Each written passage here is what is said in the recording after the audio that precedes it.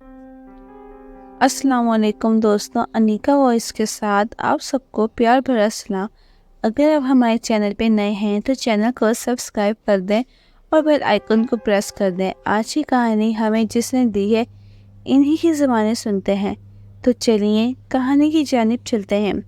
ये वाक़यात जो आज आपकी नज़र हैं एक ज़माने में हकीकत थे।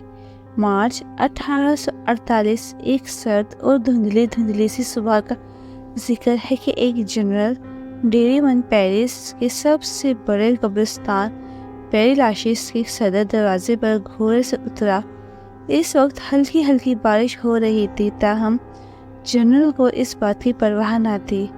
इसके चेहरे पे गम और अंधों के गहरे आसार थे। जब वो घोड़े से उतरा के चला तो इसकी कमर झुकी हुई और चाल में लग्जिश थी।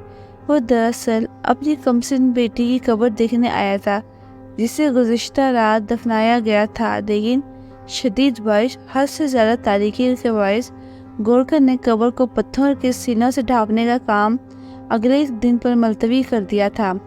जनरल डेरीमन अपनी बच्ची की सूरत आखिरी बार देखने आया था। कब्र के मुंतज़म से सलाम लेता हुआ वह आहिस्ता आहिस्ता इस हिस्से की तरफ बढ़ा जहाँ बच्चे की कब्र थी। जो ही वो कब्र के नज़दीक पहुंचा, इसे ऐसा नज़र आया जैसे कोई जानवर या आदमी इसकी कदमों की आहट पाकर कब्र से निकला और उछलकर एक तरफ भाग गया। जनरल एकदम ठुठक कर रुक गया और गौर करने लगा, ये क्या था? कोई आदमी था या कोई कुत्ता था या कोई भेड़िया या फिर कोई भूत प्रेत? ये वो सवाल था जो बादाज़ा महीनों बल्कि सालों तक न सिर्फ फ्रांस बल्कि यूरोप के लोग एक दूसरे से पूछते रहे।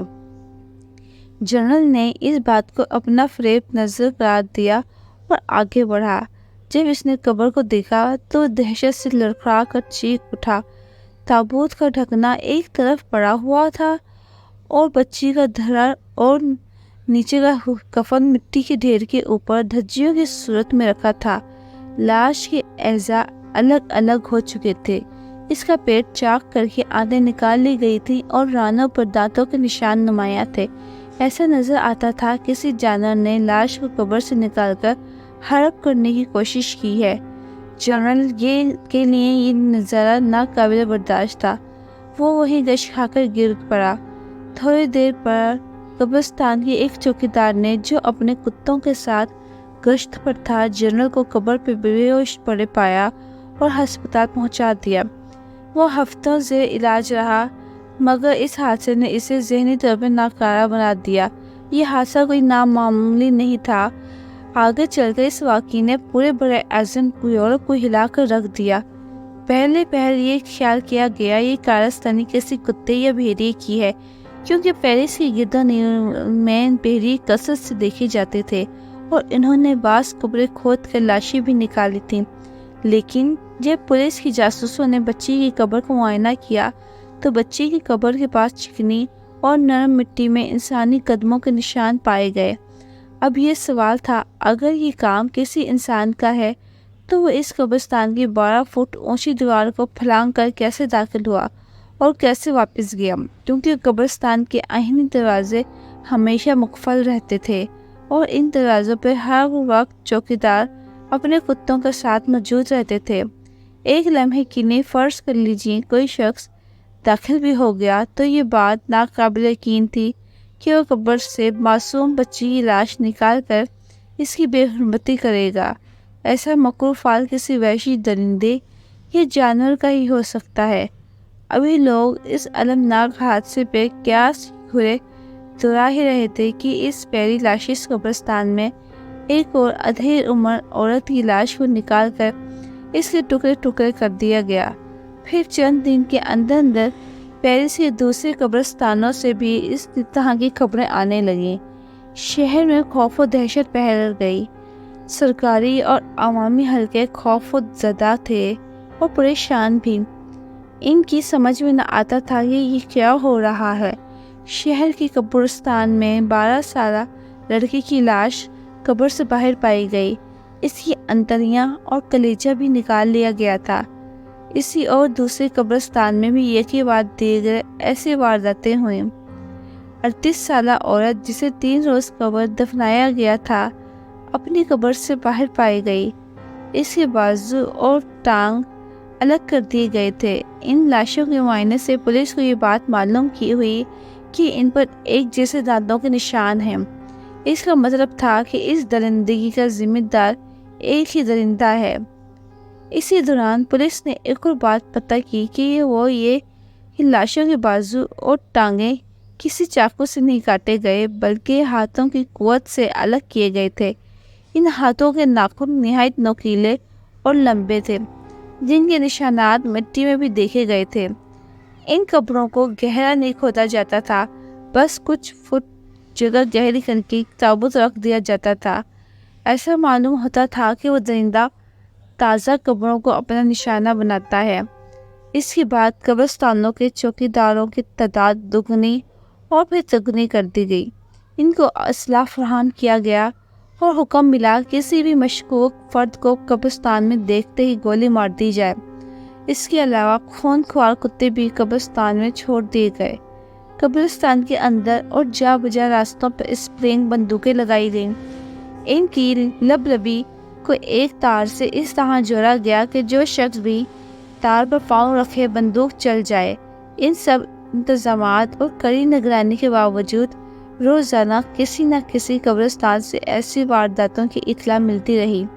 5 نومبر 1848 کی رات کو ایک عجیب واقعہ ہوا۔ ایک ہسپتال کے قبرستان میں جہاں لاوارث لاشیں دفنائی جاتی تھیں، کتوں نے بھونک بھونک کر آسمان سر پر اٹھا لیا۔ شاید انہوں نے کسی شے کو حرکت کرتے دیکھا تھا، لیکن تھوڑی ہی دیر میں وہ خوفزدہ آوازیں نکالتے واپس چوکیداروں کے پاس آ گئے۔ چوکیداروں کی ہمت نہ ہوئی کہ وہ جا کر دیکھتے، مگر صبح ہوتے ہی ایک عورت کی ادھری ہوئی لاش ان کو مل گئی۔ لاش پر اسی بلا کے ناخنوں اور دانتوں کے نشان تھے۔ یہ بات سب کو خوف زدہ کر رہی تھی کہ آخر کتوں نے اس بلا پہ حملہ کیوں نہیں کیا۔ ابھی اس معمہ کو حل نہیں کیا گیا تھا کہ ایک اور واقعہ ہوا۔ ایک اور قبرستان کے چوکیدار نے اس حلفیہ بیان دیا کہ وہ رات کو نگرانی کر رہا تھا کہ ایک انسانی سایہ قبر سے نکلتا ہوا دیکھا۔ چوکیدار نے اس سائے پر اپنے پستول سے فائر کیا، مگر وہ کوئی بلا ہی تھی، کیونکہ وہ چشم زدن میں قبرستان کی دیوار پھیلان کر غائب ہو گئی۔ بعد میں چوکیدار نے قبر میں اپنی لالٹین کی روشنی ڈالی تو اسے 4 لاشیں دکھائی دیں، لیکن صبح جب پولیس آئی تو ان کو 4 کی بجائے 5 لاشیں ملیں۔ صاف ظاہر تھا بلا اس حملے کے بعد بھی دوبارہ آئی اور ایک اور لاش کو چبا کر چلی گئی۔ پیرس والے ابھی اس صدمے سے پوری طرح سنبھلے بھی نہ پائے تھے کہ ایک قبرستان میں لگی ہوئی اسپرنگ بندوقوں میں سے ایک خود بخود چلی۔ قبرستان کے چوکیداروں اور پولیس کے سپاہیوں نے اسی وقت اسی جگہ معائنہ کیا، لیکن وہاں کوئی بھی نہ تھا اور نہ ہی خون کے دھبے۔ بندوق چلنے کی وجہ صاف تھی کہ کسی نے اس تار پر چلتے ہوئے پاؤں رکھا تھا جو بندوق سے بندھی ہوئی تھی، لیکن زخمی ہونے والے پر کہیں نام و نشان نہ تھا۔ البتہ 3 قبروں میں سے 3 لاشیں نکال کر انہیں حسب معمول چیرا پھاڑا گیا تھا اور ان کا گوشت بھی کھایا گیا تھا۔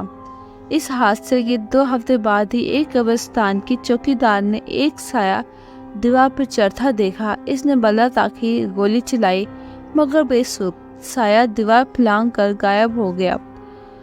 صبح اسی جگہ کو چیک کیا گیا تو دیوار پر اس جگہ گولی کا نشان موجود تھا۔ ایسا لگتا تھا گولی اس کے جسم سے پار ہو کر دیوار میں جا لگی، مگر خون کا ایک دھبا تک نہ تھا۔ کئی ماہ گزر گئے، قبرستانوں میں لاشوں کا یہی حشر ہوتا رہا۔ پولیس کے جاسوسوں نے اپنی نیند حرام کر لی اور اس نادیدہ بلا کا سراغ لگانے کی سر توڑ کوشش کی، مگر ناکام رہے۔ آہستہ آہستہ سب کی ذہن میں اس خدشے کا گھر کر لیا کہ یہ کام کسی انسانی بھیڑیے کا ہے جو پیرس کی قبرستانوں میں آ چکا ہے۔ انسانی بھیڑیے کا تصور لوگوں کے ذہنوں میں پہلے سے موجود تھا اور اس کے بارے میں طرح طرح کے پراسرار اور لرزہ خیز داستانیں ہر گھر میں دہرائی جاتی تھیں۔ یہ بات مشہور تھی کہ بعض مردود اور لعین آدمی قوی ہیکل بھیڑیے کی شکل اختیار کر سکتے ہیں اور ان کی راہ میں کوئی رکاوٹ حائل نہیں ہو سکتی تھی۔ وہ دیوار سے پار ہو سکتے ہیں، کتے ان کا کچھ نہیں بگاڑ سکتے، عام گولی سے ہلاک نہیں کیے جا سکتے۔ عوام کی طرف سے حکومت پہ زور یہ دیا گیا کہ ان بھیڑیوں کو ہلاک کرنے کے لیے چاندی کی گولی استعمال کی جائے، کیونکہ اعتقاد تھا کہ ایسی بھیڑی کو چاندی کی گولی سے مارا جا سکتا ہے۔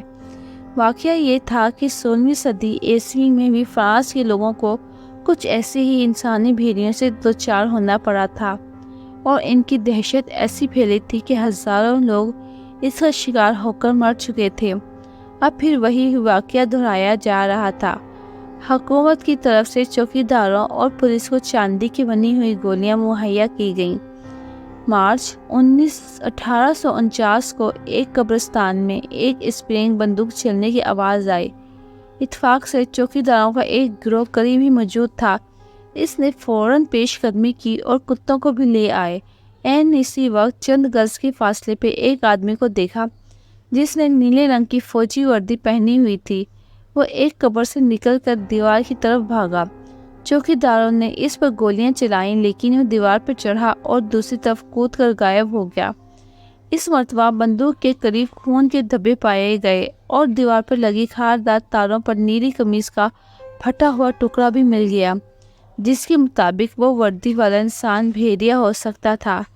ایسے فوجی کی تلاش کی گئی جو حال ہی میں زخمی ہوا تھا۔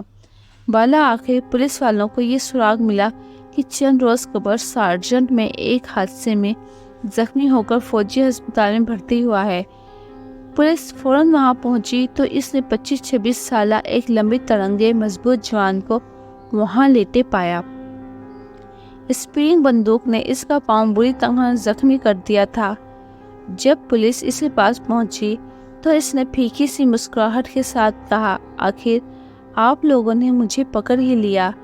بعد کے اوقات میں معلوم ہوا کہ وہ شخص ایک ذہنی مرض میں مبتلا تھا جسے مونومینیا کہا جاتا ہے۔ اس مرض میں انسان کو کچے گوشت کھانے کی اشتہا پیدا ہو جاتی ہے اور اس کی آنکھوں کا رنگ سرخ ہو جاتا ہے۔ اس عالم میں وہ ایک حیوان بن جاتا ہے اور حیرت انگیز طاقت کا مظاہرہ کرتا ہے، لیکن ہم جانتے ہیں یہ ایک ایسا مرض ہے جس میں انسان اپنے آپ کو بھیڑیا سمجھنے لگتا ہے۔ ایسی حالت سے 2-4 لوگ اپنے بال بڑھا کر ظاہری حالت بھی حیوانی بنا لیتے ہیں اور جنگلوں میں چھپ جاتے ہیں۔ جیسے ہی موقع ملے انسانوں پر حملہ کرتے ہیں۔ اس انسان نے زندہ انسانوں پر حملہ نہیں کیا تھا۔ شاید اس کی وجہ یہ تھی کہ اس کا مرض ابتدائی حالت میں تھا۔ ہو سکتا ہے وہ زندہ انسانوں کو بھی اپنا شکار بناتا۔ یہاں قابل ذکر بات یہ ہے کہ ایسے تمام لوگوں کو جو انسانی بھیڑیے بن کر لوگوں کا قتل کر رہے تھے زندہ جلا کر مارا گیا۔ ایک قدیم اعتقاد کے مطابق اس طرح جلنے کے بعد ہی ان سے چھٹکارا مل سکتا ہے۔ تو دوستوں، یہ تھی ہماری آج کی کہانی۔ اگر کہانی آپ کو لگی ہو تو کمنٹس میں اپنی رائے کا ضرور اظہار کیجیے گا۔ اس کے ساتھ ہی انیکا وائس کو اجازت دیجیے۔ اللہ حافظ۔